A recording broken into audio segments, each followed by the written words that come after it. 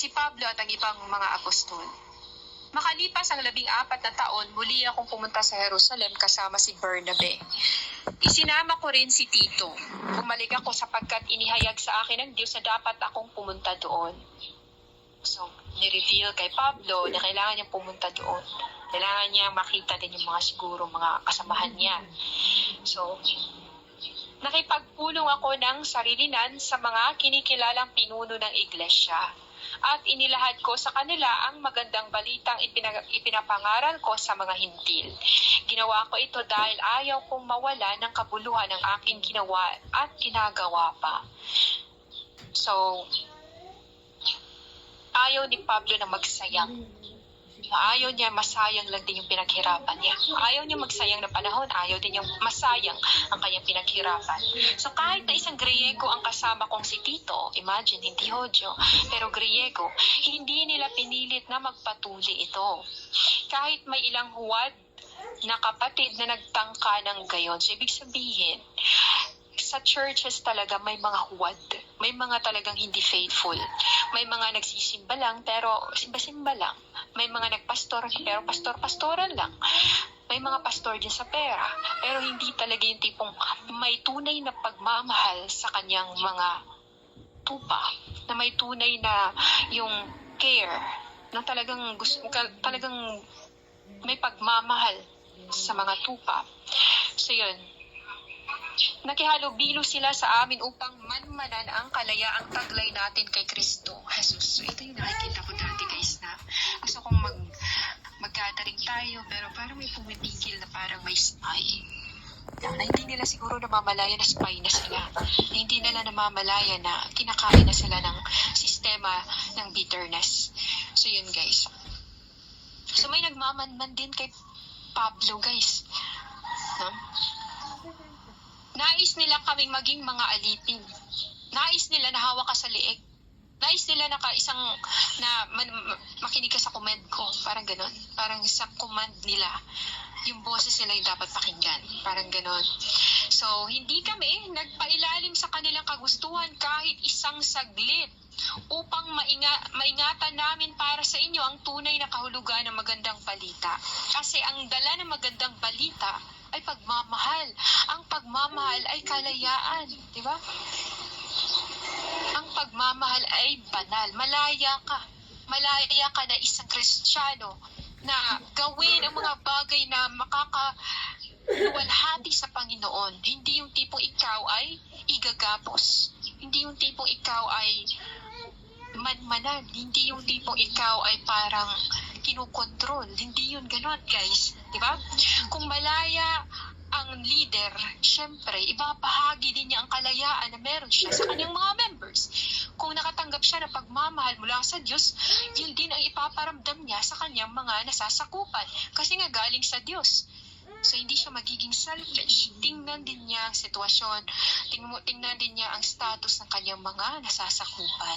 Ngunit walang idinagdag sa akin ang mga kinikilalang pinuno. Hindi mahalaga sa akin kung sino man sila. Diba? Sapagkat walang itinatangi ang Diyos. Ibig sabihin, walang lamang.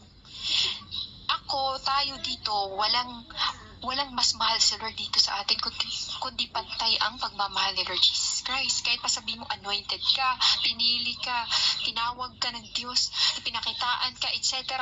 Madaming pinakita, hindi ka nakakalamang. Yun ang gustong iparating sa atin ni Lord Jesus Christ. Na kapag ginamit ka, anak, hindi lang ikaw ang aking mahal. Kaya wag mong isipin ikaw na ang pinaka-espesyal. Gagamitin kita para sa mga espesyal ko pang mga mahal. Now, espesyal ka sa akin, pero may mga iba pa akong espesyal. Hindi lang ikaw espesyal. Hindi ka nakakahigit, anak, kasi tao ka lang din. Di ba? Kaya gagamitin kita as instrument para sa iba ko pang mga mahal. Pero kung lalaki ang ulo mo, dahil ikaw nga ay ginagamit ng Panginoon Jesus Christ, at hindi ka marunong humawak sa kung anong pinapahawak ng Panginoon Jesus Christ, of course, paparusahan ka ng Panginoon kasi walang lamang sa mata ng Panginoon Jesus Christ. Nga, sa halip, kinilala nila na ipinagkatiwala sa akin ang pangangaral ng magandang balita sa mga Hentil. Kung paanong ipinagkatiwala kay Pedro ang pangangaral ng magandang balita sa mga Hudyo. So sa halip kinilala nila, yan nga yung sabi na, bakit nga ba naging Santo Papa si Pedro?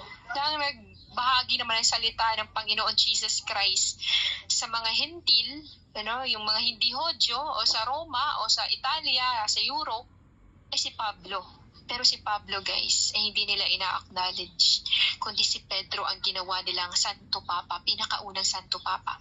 Kaya sinasabi ko sa mga kakilala kong Katoliko, bakit nyo nga ba ginawang Santo si Pedro sa inyo, Santo Papa?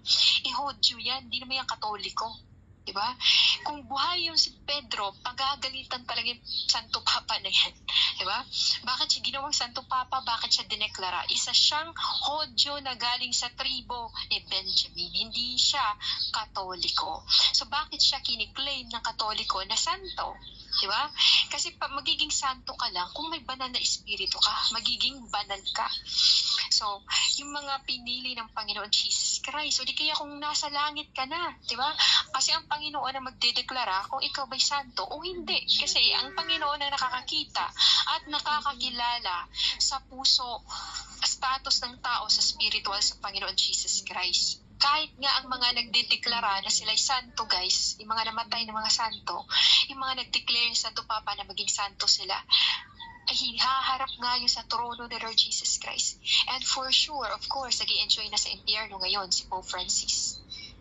Yun nga guys, gustong sabihin ni Lord Jesus Christ sa mga tao talaga na nagsishare ng faking information. Talagang parurusahan sila. Isusumpa sila ng Panginoon Jesus Christ. Kasi, kapag may naniwala sa kanila, namamatay ang pag-asa sa buhay ng tao na yan. Ma-infect sila at iba na yung gagawin nilang ipapractice nila. Magiging against na yun sa Panginoon Jesus Christ. Basta fake information, guys.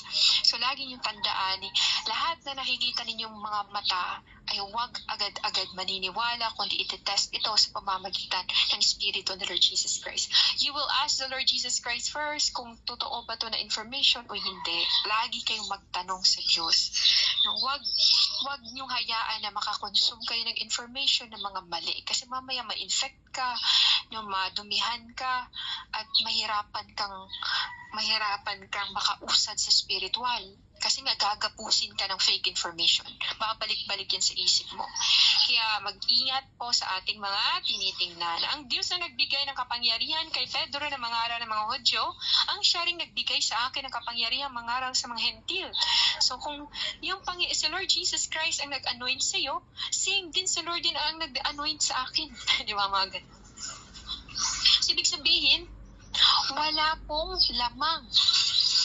Lahat ay patas. Walang nakakalamang sa mata ng Panginoon Jesus Christ. At yun nga po, para po tayong gamit sa bahay, yung plato, kutsara, baso, di ba? May mga ginagamit para talaga sa evangelism, para talaga sa special occasion ng mga plato, baso, ganun din ang tao. May ginagamit para sa espesyal na bagay.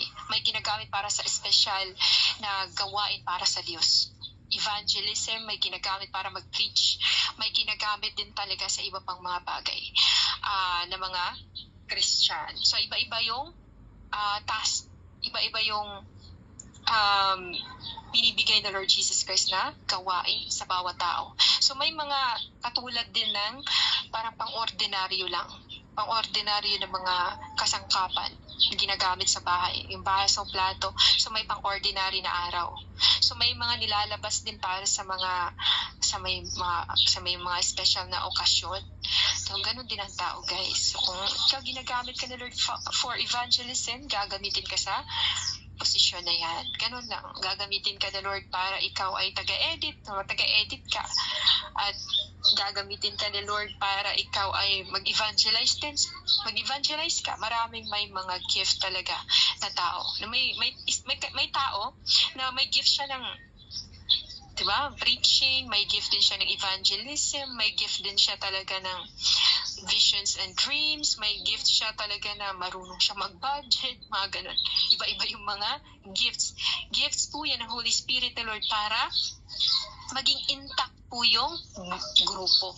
So, ganun yung group natin, guys. So, may mga maganda ang boses, no? May mga ganun.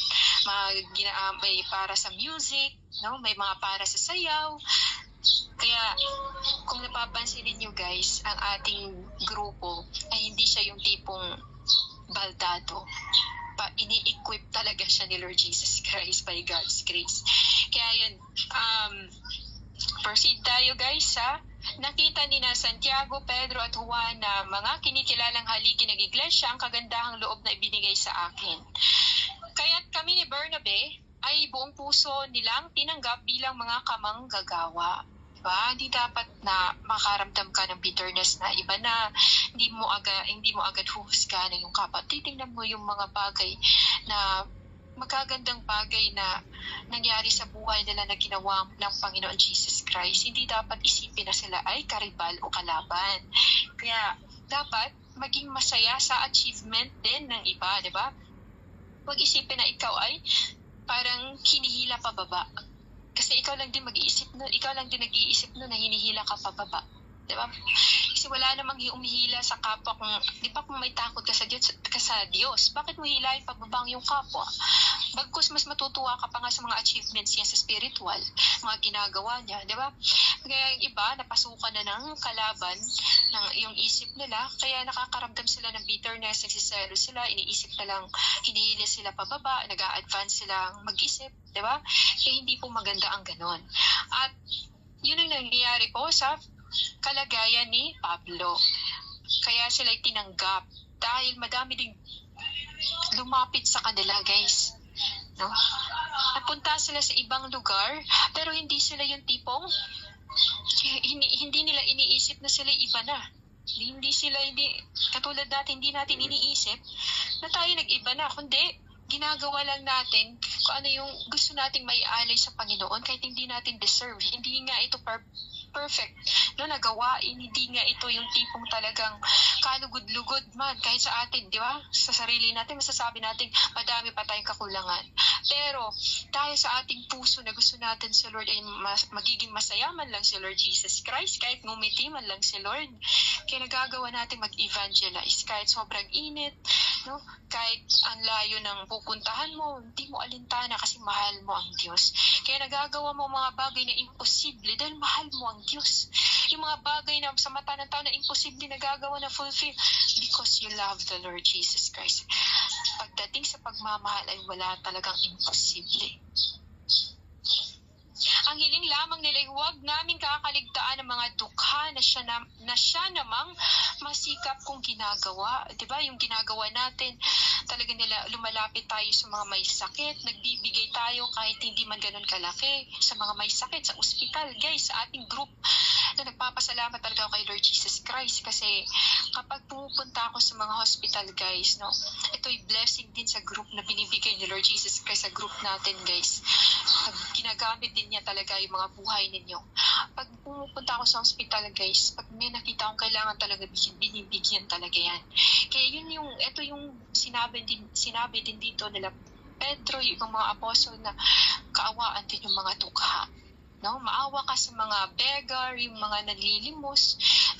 Yun nga, hindi natin matustusan lahat ng pangangailangan nila, pero at least makapagbigay ka man lang, makalingon ka ba? Malingon mo sila na ito, yung ganito, ganyan.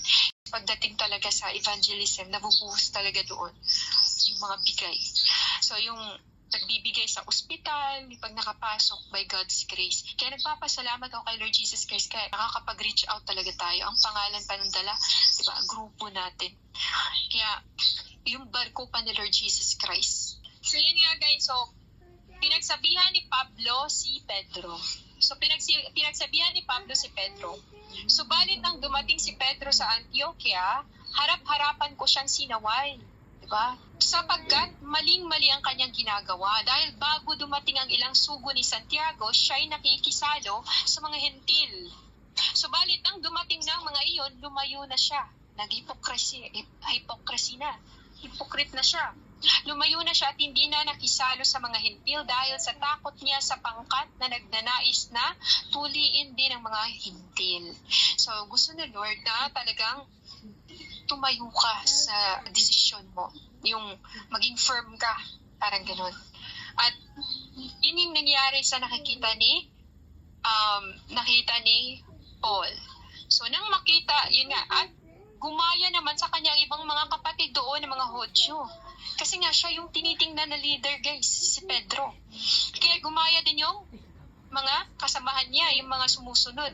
So, ito yung pangit, guys. Kasi kapag ikaw leader, tapos iba yung mga ginagawa mo, di ba, nasusunod ng mga nakakakita sa'yo yun. Di ba yung mga ginagawa mo, parang example ka kasi nila. Kaya yun, sumusunod din yung mga kasamahan nila. At gumaya naman yung kanyang mga kapatid doon na mga Hodyo. Pati si Bernabe ay natangay ng kanilang pagkukunwari.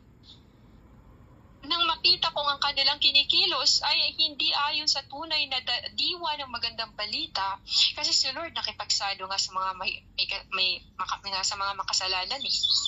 'Di ba, sa mga hentil, sa mga hindi nga sa mga makasalanan.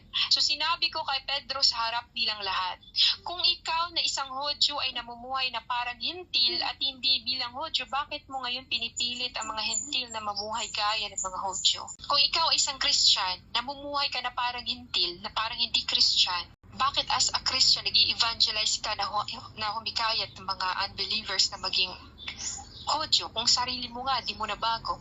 Nga ikaw nga na isang Hodyo ka, yung action mo ay parang hintil, o kung ikaw naman ay Christian, parang hintil yung actions mo. Kung saan yung party, andun ka din. Kung saan yung gossip, andun ka din. So, ito yung bagay na hindi nagustuhan na ipinakita ni Lord kay Paul para ma-rebuke agad ni Paul si Pedro at hindi na ito uulitin pa. So, pangit talaga na isang Kristiyano ka sa pangalan, tapos ang ginagawa mo, gawain ng mga walang Diyos. Kaya napakapangit din talaga. Gusto ni Lord talagang totally transform ka as a Christian. By faith, by works, by words. Gusto ni Lord Jesus Christ na ganun ang Kristiyano. Gayunman, alam naming ang tao'y pinapawalang sala sa pamamagitan ng pananampalataya kay Jesucristo. So, gusto niya sabihin kay Pedro na, Pedro, bakit ka ba parang nagpaka-hypocrite, no? Na kung ang mga tao na yung mga hentil na yan na sinasaluhan mo ay lalapit naman sa Panginoon Jesus Christ at tatanggap naman kay Lord Jesus Christ at mapapawalang sala naman sila, so bakit ka nagpaka-hypocrite na pagdating ng ibang mga kapatiran ay lumayo ka agad sa mga hentil? Diba? Hindi kaya ma-offend yung mga hentil na yun dahil nilayuan sila. Diba? So pinapakita nga, parang hypocrite naman. So, para kaming virus. Parang virus yung hentil. Nilayuan agad. Ganun. So, yun yung nangyari kay Pedro. Pinagalitan. So, pinagsabihan siya ni Paul. Nakita niya hindi maganda yung ginawa ni Pedro. So, yun nga. Gayunman, alam namin ang tao ay pinapawalang sala sa pamamagitan ng pananampalataya kay Jesucristo at hindi sa pamamagitan ng pagsunod sa kautusan. So, mas may sense ang sumunod ka kay Lord Jesus Christ dahil naniwala ka kaysa sumunod ka sa kautusan. Sumunod ka kay Lord Jesus Christ dahil sa kautusan. Mas may sense na ikaw ay naligtas dahil naniwala ka. Kasi nga guys, ito yung katanungang sumibol sa isip ng mga tao na kailangan pa ba talagang sumunod sa batas ni Moises na ibinigay ng Panginoon? Diba?